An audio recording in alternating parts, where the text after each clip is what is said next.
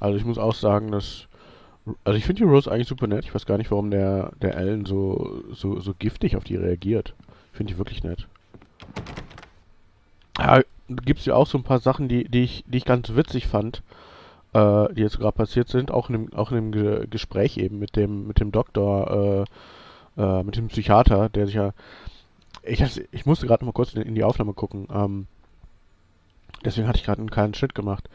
Das war ja also ich glaube, ich habe so verstanden, dass die Alice sich mit dem in Verbindung gebracht hat, weil die hat den ja irgendwie in diese Hütte da irgendwie gelockt, damit der seine Schreibblockade lösen kann. So.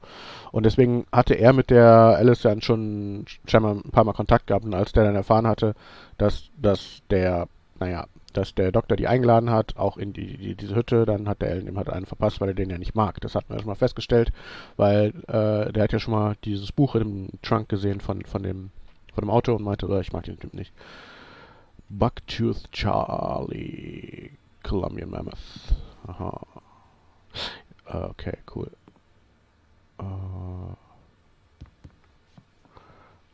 Genau. Was soll ich noch sagen? Ja, also wie gesagt, fand ich ganz interessant. Und auch dieser kleine Pun von wegen Thor und Odin, dass die langsam an Demenz erkranken, das fand ich auch ganz witzig. Ich glaube, es ist so ein kleiner Pun von den Finnen auf die Schweden und Norweger, weil in deren Mythologie spielen ja Thor und Odin eine große Rolle. Und diese Mythologie unterscheidet sich aber, wie gesagt, etwas also nennen wir es mal, diese germanische Mythologie unterscheidet sich von dieser finnischen Mythologie. Und genau, ich glaube, es war ein kleiner Pun der Finnen auf die Schweden. Nach dem Motto Odin und Thor.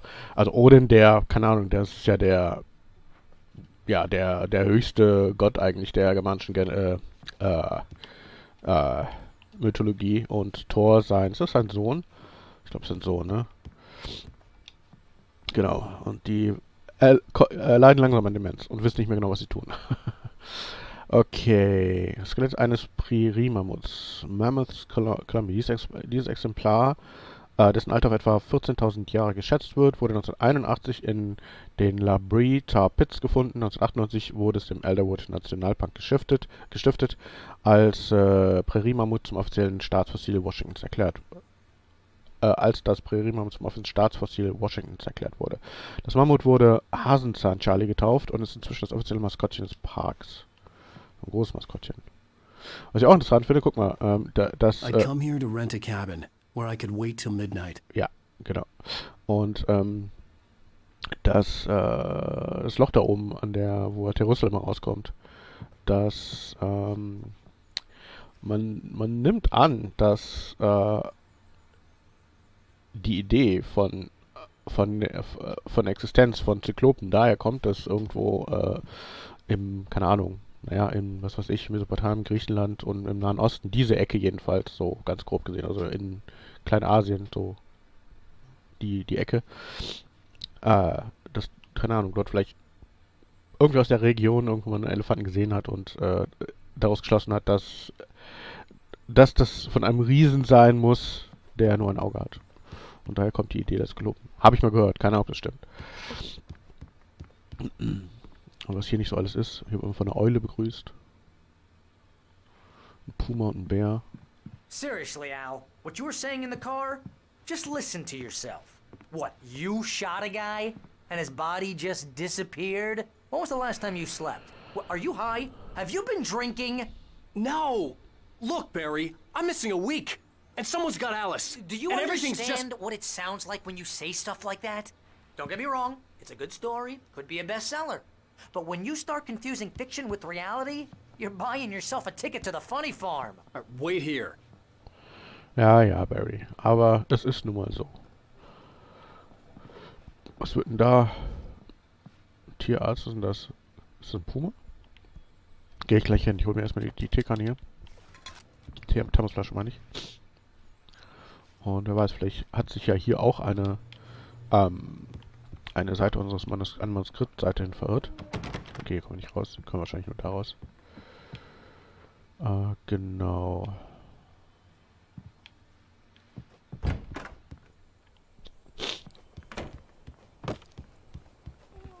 Easy there, boy. Das ist ein Hund. I'm almost done. Hey, Rusty, right? You rent cabins. Oh, Mr. Wake. I'd shake your hand, but mine are kind of full here. Actually, I'm sorry about this.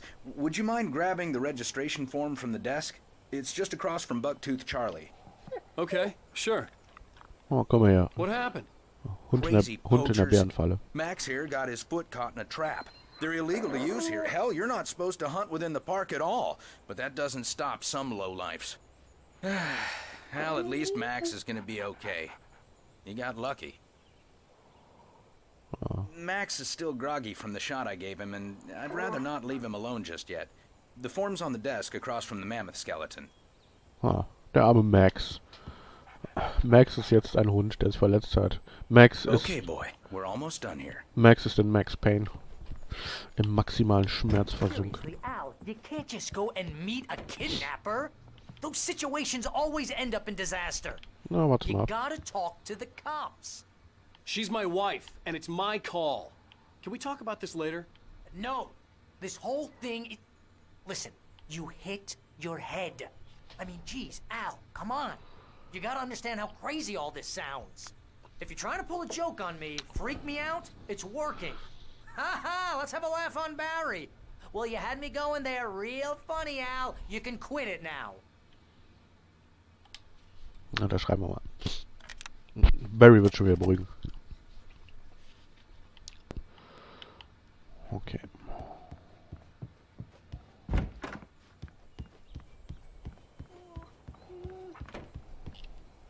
I think this is the form you wanted. And here are the keys. Okay, you're all set, Mr. Wake. Glad to have you staying here. Super. Thanks.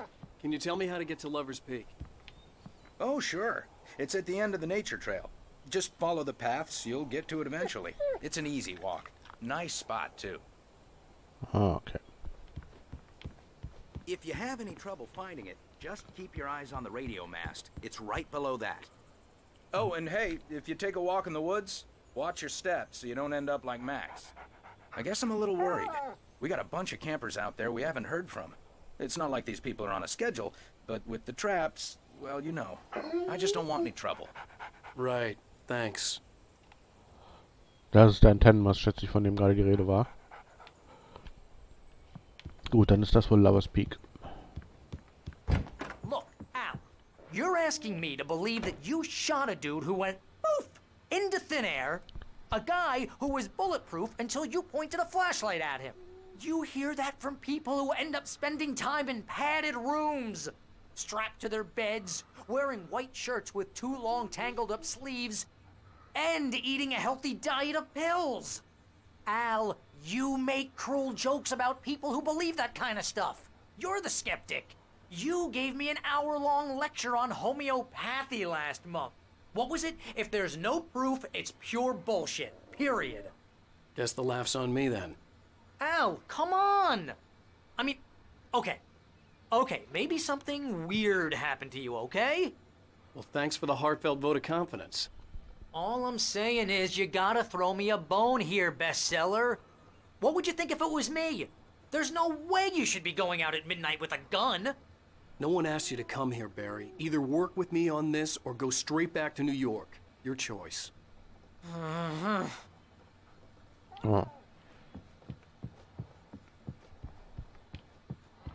Wollen wir mal gucken, ob hier vielleicht noch ein Fernseher ist. Weil ich fand diese Sequenzen eigentlich auch mal ziemlich spannend. Mein Monitor wahrscheinlich nicht, ne? Ja. Na gut, okay. Ja, dann können wir uns mal aufmachen Richtung Lover's Peak. War das hier noch? Kann ich vielleicht auch auf die Toilette?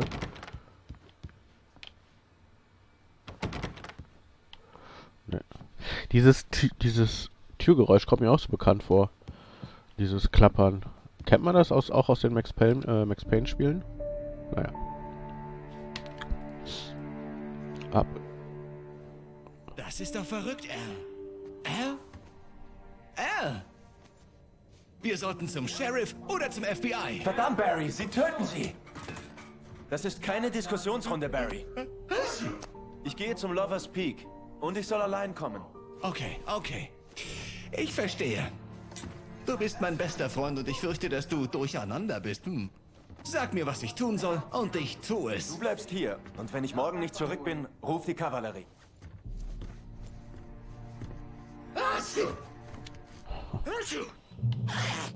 Just be careful with the natives, Al. These yokels are dangerous. Everybody hates a tourist, or it'll be deliverance all over again. Bless you. Oh, this place is trying to kill me. I'll bet there's mold in here, spores, poison ivy, God knows what. This is so not worth a 15% commission.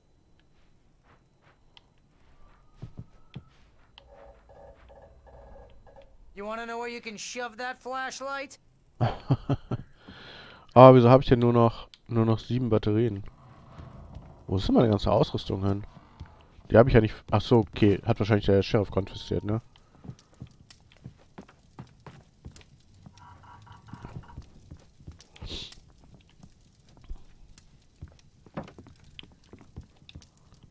Real funny, Al.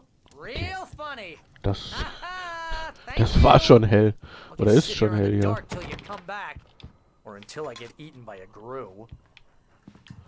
Also eigentlich finde ich hier dieses Häuschen gar nicht mal so hässlich, dass wir uns hier gemietet haben.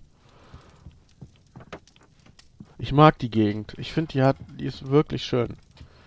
Also ich mochte das Setting oder mag das Setting total gerne von Twin Peaks. Wie gesagt, das ist halt dieser Nordwesten Amerikas. Südlich von Kanada. Nicht weit vom Pazifik entfernt. Nice. Und wo ist jetzt der Lovers Peak? Wo ist die Antenne? Keine Ahnung, sehe ich gerade nicht. Ja, machen wir es mal auf. So. Oha, hier fliegen schon wieder die Raben. Okay, keine Ahnung. Die glitschen dann immer so weg, wenn man die anleuchtet. Ich glaube nicht, dass das gewollt ist.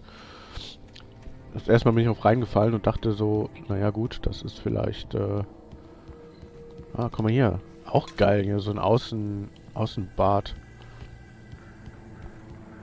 Ja, zum ersten Mal dachte ich halt, dass es so gewollt ist, aber ich glaube, das ist einfach nur ein Glitch. So, und hat sich hier noch eine... Ist hier noch eine Manuskriptseite hingeflattert?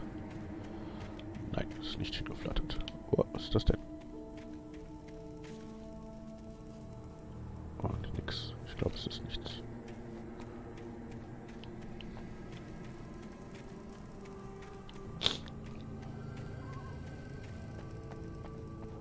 Okay. I knew I should have gone to the cops. This wasn't the smartest thing I'd ever done, but I was still angry with Barry for trying to talk me out of it. These people had called me right in the sheriff's station. The cops wouldn't scare them, and they had Alice. Wait here, Al. I'll hold down the fort. I'll be with you in spirit every step of the way, Al. Locking the door now. Ja, mach du mal. Als Schussbox. Dual Schussbox.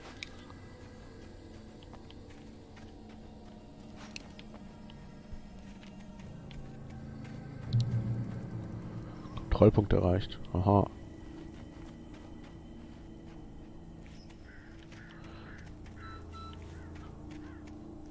Ach, hier ist doch eine Seite. Barry had never gotten along with Alice, but he knew Alan loved her with an almost frightening intensity.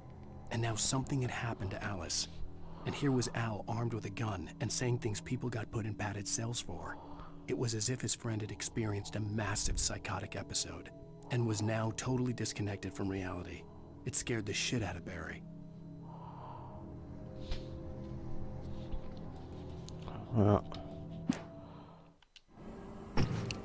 So sieht's aus. Okay, wir haben nur die eine Pistole.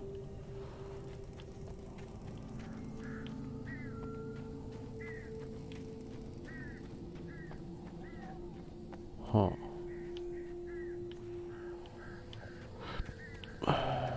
Können wir hier vielleicht noch eine Aussicht genießen oder so? Vielleicht können wir auch einfach mal weitergehen.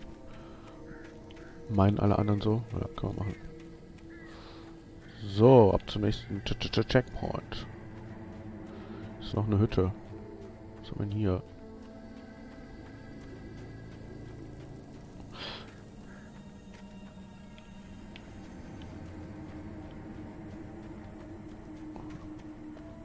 erstmal hinter der Hütte gucken. Die Hütte von hinten approachen.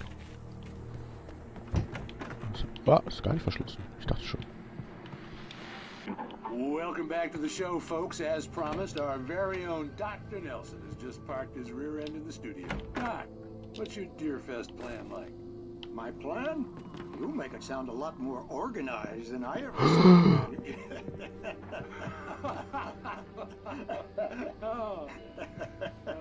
No plan, really. Just taking the atmosphere. I'm getting a little too rickety to do much more than that, you know.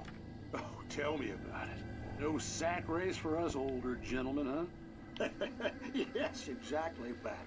But I'm going to check out the parade, of course. And I'll be one of the pie contest judges, too. Well, that takes a different kind of constitution. Oh, yeah. It's my kind of exercise. Now, Doc, seriously, you're in pretty good shape, though. You're the outdoors type. I know for a fact you're an avid fisherman. That's right. Matter of fact, just caught a heck of a largemouth bass early this morning. But you're not taking part in the fishing contest? No, not this year. See, Pat, I'm just not that competitive anymore. Now I just like to take my time and enjoy the peace of it. It's no fun if I need to worry about what I'm catching, you know?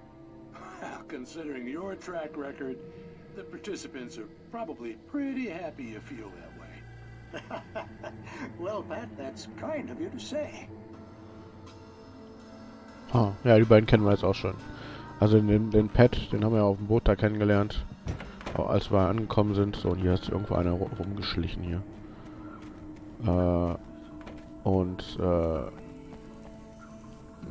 Von da oben kam er, ne? Genau, hier müssen wir hin. Aber nochmal hier. Wow, what the fuck?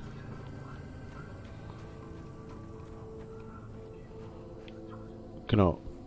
Das ist halt dieser Radiomoderator, den wir schon sehr häufig im Radio gehört haben.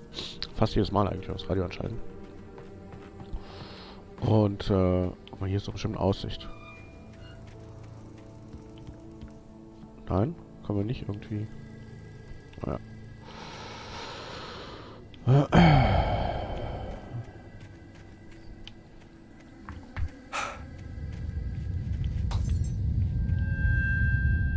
Wow. Okay. Licht geht aus. Die Dunkelheit ist gegen uns. Und diese Hütte sieht schon nicht mehr so gut aus wie die letzte. Oh, so. Sorry, ich muss gerade noch eine kleine Pause machen. Ich muss das gar nicht. Ich werde es nie lernen, dass ich es nicht sagen muss. Weil ihr kriegt das ja eigentlich gar nicht mit. Ich sehe das ja immer in den Aufnahmen. Ich sag das dann so.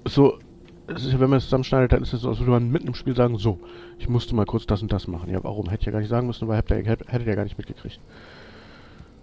Weil die Schnitte ja dann doch irgendwie halbwegs... Ja, Hilfe. Was,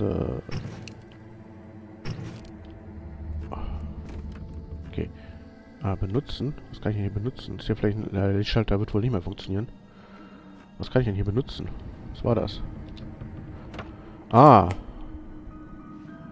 Noch eine Folge... Wie heißt das? Night irgendwas? The cancer and cure of civilization. But some crimes are impossible to punish. Especially in Night Springs. Tonight's episode. The Man in the Mirror.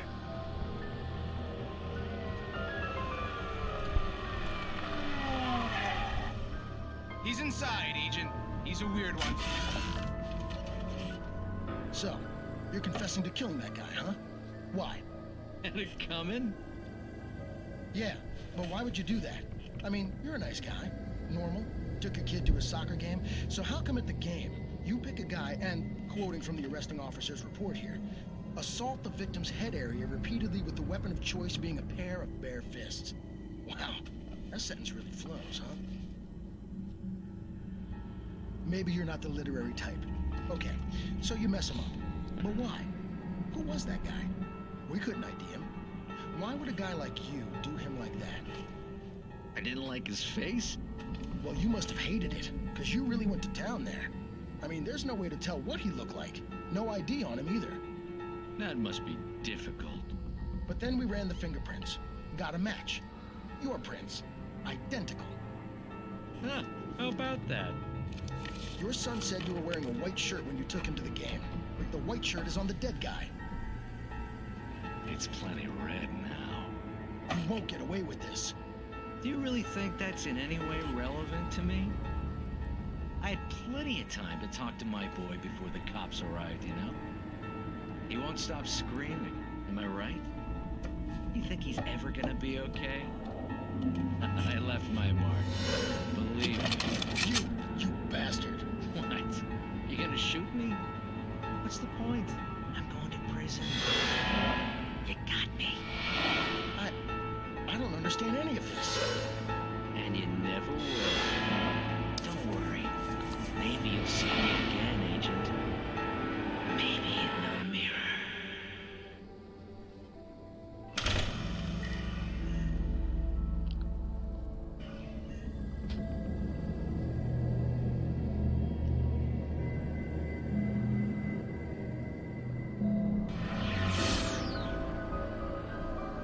Night Springs.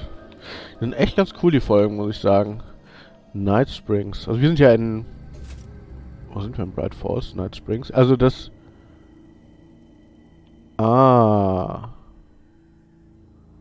Das ist die exakte Umkehrung von Bright Falls. Bright versus Night und Spring versus Fall. Also, Frühling, ja, wie soll ich sagen, die Jahreszeit, die sozusagen dem Erdglobus gegenübergestellt ist, wenn man das so sagen kann. Es wäre dann ja Herbst. Und genau. Das ist ja der Fall auf Englisch. Ah, interessant. Ja, also und ja, also das ist halt die Umkehrung zu diesem Spiel. Weswegen wir vermutlich auch die Figuren in echt sind und keine okay. Wow, das sieht bedrohlich aus. Kommt er auf uns zu, oder? Ja, kommt er. Verdammt. Krass. Upsi. Wo komme ich hier raus? Hier. Das habe ich vergessen, was ich sagen wollte, aber egal. So, hier geht's zum Lovers Peak, Moonshine Cave und Elderwood Nature Trail. Nature Trail. Die Mondlichthöhle.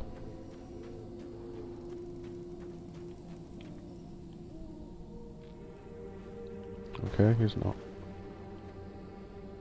Kann ich wieder. Oh nein, egal, können wir ruhig wegfliegen. So, hier sitzt noch außerdem noch eine Seite. The air in the visitor center was heavy with an awful smell, as if some rotten drowned thing had crawled up from its grave. Rusty kept coughing blood.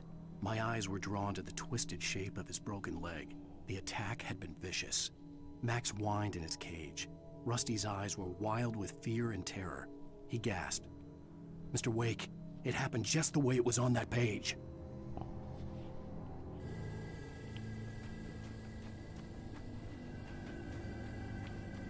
Auf welcher Seite?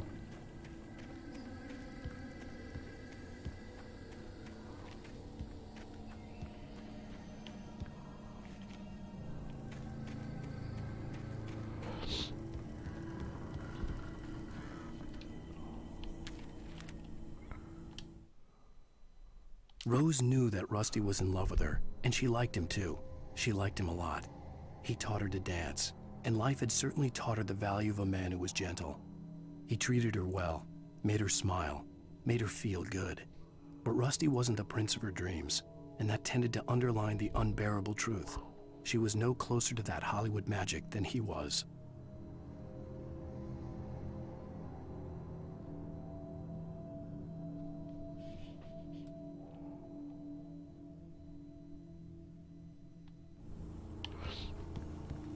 Rusty ist in Rose verliebt.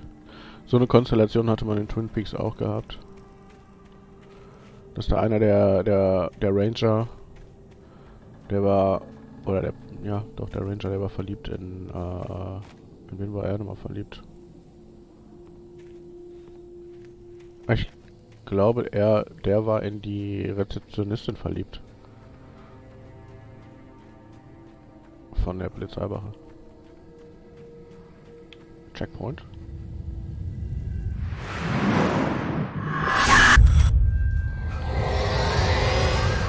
The vision left me weak. This was no head injury. Oh, was ist denn da los? Rusty, hang on! I'm coming! Please, help me!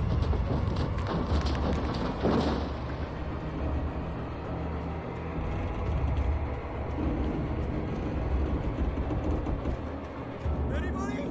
Help me! Ja, ich komme. Help! Help me!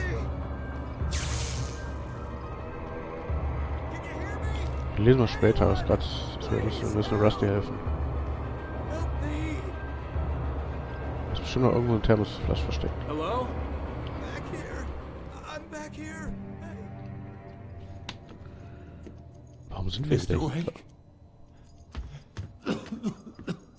Oh Mist. Es geschah genauso, wie es auf der Seite stand. Gefunden. Wurde wahr. Es wusste. So dunkel. Es wird zurückkommen. Sie müssen. Die Lichter. Im Büro. Ich hab den Schlüssel. Okay, Rusty. Ganz ruhig. Ich bin gleich zurück. Whatever did this couldn't be far. Rusty had found a page from the manuscript. It would help me understand what had happened. Shh. Good boy. Good boy. Wie Arthur bei Red Dead Redemption 2. Good boy. Ich war jetzt ein bisschen irritiert darüber, dass, okay, das Mammut hat überlebt. Ich war ein bisschen irritiert darüber, dass wir jetzt wieder hier in der Kabine sind, weil hier wollten wir doch gar nicht sein. Wir kamen ja her, wir wollten ja von hier aus eigentlich zum Lover's Peak gehen, aber ich schätze, naja, unsere Kabine, The only way to make sure that Rusty was safe was to get the power running and the lights back on. ja, okay.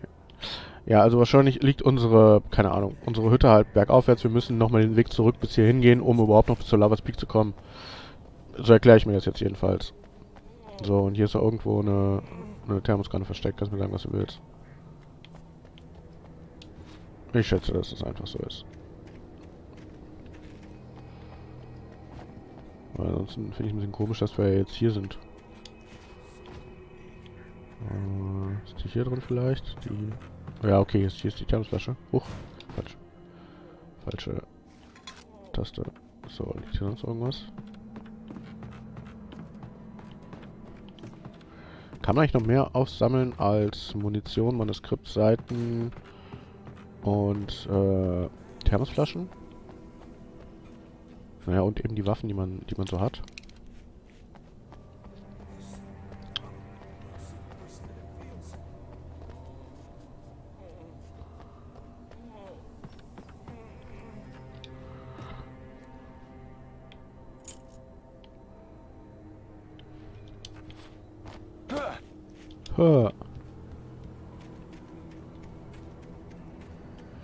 Guck hier, es lohnt sich halt immer mal, auch hinter dir zu gucken, weil, naja, hier gibt's halt, also diese komischen Thermosflaschen sind halt ziemlich mies versteckt. Keine Ahnung, ich bin echt mal gespannt, wie viel wir am Ende finden. Wie viel Prozent? Wir sind ja anscheinend 100 Stück. Kann man hier hochklettern? Das wäre auch interessant. Ne, kann man nicht.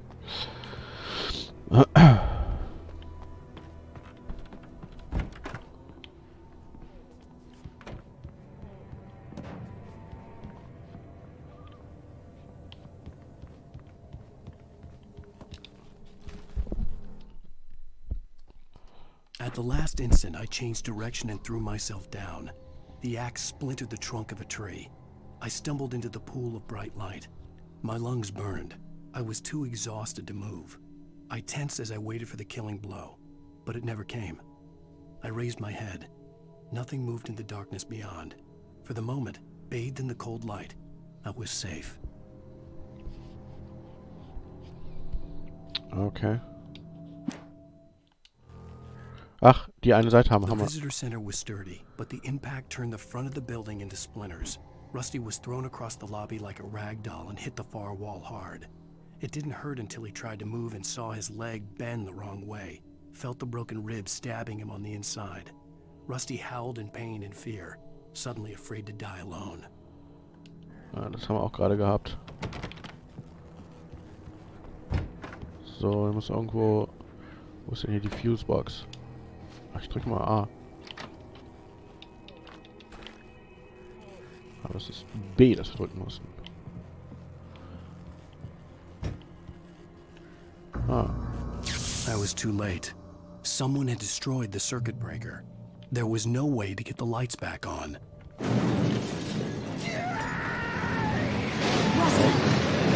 What the fuck? Rusty!